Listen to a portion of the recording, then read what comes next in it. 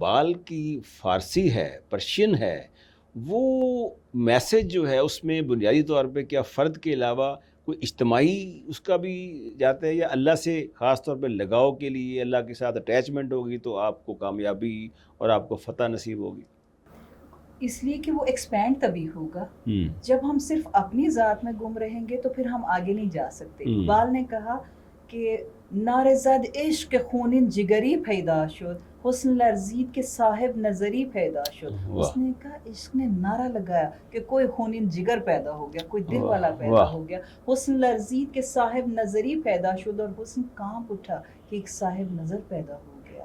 اور فطرت آشفت کے از خاک جہانی مجبور، خود گری خود شکنی خود نگری پیدا شد. اب اس میں پورا میسج ہے کہ فطرت آشفتہ ہو گئی، پریشان ہو گئی کہ اس مجبور دنیا، اس مجبور خاک میں سے یہ خود گر خود شکن اور خود نگر پیدا ہو گیا ہے. پہلے وہ خود کو اس اللہ نے ہمیں بنایا، اس نے خود ہی بنایا، پھر خود شکنی کی ہم نے نفی ذات کی اس کے سامنے.